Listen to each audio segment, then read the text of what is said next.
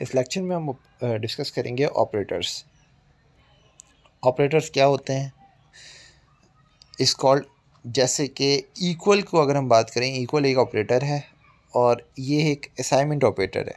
और असाइनमेंट का मतलब ये किसी चीज़ को, किसी वैल्यू को किसी दूसरे वेरिएबल के अंदर असाइन कर देता है। इस असाइनमेंट का ये मतलब है, जैसे कि आपने यहाँ पे 10 को असाइन कर दिया कि ये ए के अंदर रहेगा, यानी कि ए वेरिएबल की वैल्यू 10 असाइन कर दी इक्वल के थ्रू। ठीक है, so it is use to assign a value to a variable. Syntax कैसे है? Variable is equals to value, expression जो भी आपने लिखनी है, example A is equals to 10 के तौर पे आपको एग्जाम्पल नज़र आ रही है। Value is always assign from right to left, यानी कि आपने राइट की तरफ वैल्यू लिखनी है और लेफ़्ट की तरफ वो असाइन हो जाती है। आप 10 इज इक्वल्स टू ए लिखेंगे तो ऐसा नहीं होगा। अच्छा, the operator less has lower priority. Operator जिसकी लोअर प्रायोरिटी होती है, इस चीज़ का मतलब ये है कि जो बोर्ड मास है आपका, उसके अकॉर्डिंग ये सारे ऑपरेटर्स अपना अपना काम करते हैं। फर्स्ट, सबसे इट्स मीन डैट कि आपके पास यहाँ पे ये सारी चीज़ें हो रही हैं। ठीक है, A is equals to B plus C multiply by D. अब इसके अंदर पहले मल्टीप्लिकेशन होगी, पहले प्लस होगा, या पहले सारा कुछ जो है वो ए में ट्रांसफ़र होगा। तो ये चीज़ें हमने समझनी होती है। इसको कहते हैं कि प्रायोरिटी क्या है, लेस प्रायोरिटी कौन सा है, और ये अभी सारी प्रायोरिटीज़ आएंगी यहाँ पे। असाइनमेंट स्टेटमेंट कैसी होती हैं? जैसे कि आप यही कह सकते हैं A is equals to 10, A is equals to B plus C, ये भी बी प्लस सी हो जाए और फिर उसके बाद वो ए में उसकी वैल्यू सेव हो जाए। Assignment statement has two types, simple assignment और compound assignment. Simple assignment statement कैसी है? जिसके अंदर एक इक्वल यूज़ हो रहा है और वन टाइम, और आपने एक वैल्यू को दूसरी वेरिएबल के अंदर स्टोर करवा दिए, जिस तरीके से सिंपल जैसे कि सब कुछ होता है।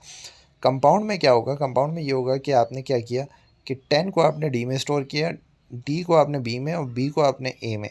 तो इस तरह से आपने, ये है कंपाउंड असाइनमेंट स्टेटमेंट आपने यूज़ किया। ठीक है, compound assignment expression in which the compound assignment operators are used. Compound assignment operators are used in the expression to increase or decrease the value of the variable by other than 1. There are 4 types of the compound assignment. अच्छा, इसको हम क्या कह रहे हैं? Compound assignment expressions. Compound assignment वो statement थी, ये एक्सप्रेशंस हैं। सो इसमें इस तरह से होता है कि आप इंक्रीमेंट की स्टेटमेंट एक्सप्रेशन यूज़ कर रहे हैं, फिर आप डिक्रीमेंट यूज़ कर रहे हैं, फिर आप मल्टीप्लिकेशन इक्वल कर रहे हैं और डिवाइड इक्वल कर रहे हैं। तो ये कुछ चीज़ें होती हैं। इसका मतलब कैसा होता है, ये अभी हम देख लेते हैं। ए इज इक्वल्स टू 10, आपने 10 जो है वो ए को value they the. For 5 increment, के 5 का इसके अंदर इंक्रीमेंट हो जाए, तो आप इसको ये कह सकते हैं A is equals to A plus 5, कि यहाँ पे आपके पास 10 लिखा हुआ है, 10 के अंदर प्लस 5 हो जाए और इसकी वैल्यू 15 हो जाए, और 15 हो गई ये ए के अंदर सेव हो जाए। एक चीज़ ये हो गई। अच्छा, दूसरी चीज़ आप देखें, इसको आप दूसरे तरीके से कैसे लिख सकते हैं? A plus is equals to 5, A plus is equals to 5। इसका मतलब क्या है कि सबसे पहले क्या होगा कि 5 ए में प्लस होगा और फिर ये दोनों आपस में इक्वल हो जाएंगे, यानी कि जो आंसर आएगा वो ए के अंदर सेव हो जाएगा। जो ऊपर काम हो रहा है वही काम आप इस तरीके से भी शो कर सकते हैं। सो यहाँ पे यानी कि पहले ए प्लस का मामला होगा, ए प्लस 5 होगा और उसके बाद इक्वल अपना काम करेगा। इसी तरीके से A is equals to A multiply by 5, so A multiply is equals to 5, ये एक और चीज़ है। तो यहाँ पे क्या होगा कि ए मल्टीप्लाई होगा 5 में, यानी कि यहाँ पे 10 है मल्टीप्लाई बाय 5, ए की वैल्यू 10 थी ऊपर, 5 10 10 5 50 होता है। ये 50 जो होगा वो ए के अंदर स्टोर हो जाएगा। तो यही काम अगर आपने इस तरह से लिखना है इस ऑपरेटर को यूज़ करके, तो ए मल्टीप्लाई इक्वल 5 लिख देंगे हम, तो ऑटोमेटिकली ये हो जाएगा A is equals to A multiply by 5। Operator precedence किस तरह से होती है कि फर्स्ट कौन से प्रोसीड होते हैं, सेकंड कौन से होते हैं, उसके बाद कौन से होते हैं। फर्स्ट जो प्रोसीड होते हैं वो होते हैं प्लस माइनस मल्टीप्लाई डिवाइड, ये काम होता है किसी भी प्रोग्राम के अंदर। उसके बाद ये रिलेशंस यूज़ होती हैं, इक्वल इक्वल, ये नॉट इक्वल के लिए यूज़ होता है, ये bracket greater than less than वाले। उसके बाद लॉजिकल एक्सप्रेशन जो है वो एग्जीक्यूट होती हैं। तो ये हमारे पास एक पैटर्न है। पैरेंथेसिस यानी कि ब्रैकेट्स, जो है आर एवोल्यूएटेड फर्स्ट, ब्रैकेट जो है वो सबसे पहले एवोल्यूएट होते हैं। अब यहाँ पे ये लिखा हुआ है अगर प्लस माइनस मल्टीप्लाई है तो उसमें से पहले कौन होगा बाद में कौन होगा, तो पहले आपके पास मल्टीप्लिकेशन का प्रोसेस होता है, उसके बाद प्लस एडिशन सब्ट्रैक्शन होता है। अब यहाँ पे अगर आपके पास ब्रैकेट है और दूसरी चीज़ मल्टीप्लाई में, तो यहाँ पे क्या होगा, यहाँ पे जो ब्रैकेट वाले हैं वो पहले सॉल्व होंगे और उसके बाद जो है वो ये मल्टीप्लिकेशन का प्रोसेस होगा।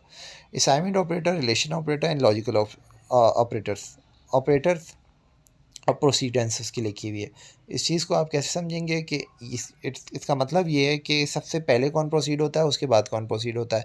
इसकी हायर प्रोसीडेंस है, ये पहले प्रोसीड होता है, यानी कि जैसे कि नॉट इक्वल, ठीक है, इसकी हायर प्रोसीडेंस है। फिर आपके पास पैरेंथेसिस, सबसे पहले ये चीज़ प्रोग्राम के अंदर कहीं ये लिखा होगा तो ये अपना काम करेगा, ठीक है। उसके बाद जो है ब्रैकेट लिखे होंगे तो ब्रैकेट अपना काम करेंगे। उसके बाद अगर मल्टीप्लाई डिवाइड और परसेंटेज है यानी कि रिमाइंडर है ये, फिर प्लस माइनस, फिर greater less than equals to, greater than equals to, ये सारे साइन इक्वल इक्वल्स टू और नॉट इक्वल्स टू। उसके बाद एंड ऑपरेटर, एंड और की लॉजिक्स जो है वो काम करेंगी। तो सबसे पहले आखिर में जो है वो ये होता है, इनकी प्रायोरिटी कम है और ऊपर वालों की प्रायोरिटी ज़्यादा है। तो ये आप मेमोराइज कर सकते हैं कि इनकी प्रायोरिटीज़ जो है वो किस तरीके से हैं, यानी कि कौन पहले एग्जीक्यूट होता है कौन बाद में होता है, ये आपसे पूछा जा सकता है। Okay, operator associativity, order of the evaluation of the operator having the same precedence level is called operator associativity. So operator associativity किसे कहते हैं कि अगर आपके जो ऑपरेटर्स हैं वो पहले कौन प्रोसीड होगा, लेफ़्ट टू राइट या राइट टू लेफ़्ट, ये सारी चीज़ें। तो ये लेक्चर कंटिन्यू है, तो नेक्स्ट लेक्चर में इससे आगे की चीज़ें हम डिस्कस करेंगे। Thanks for watching.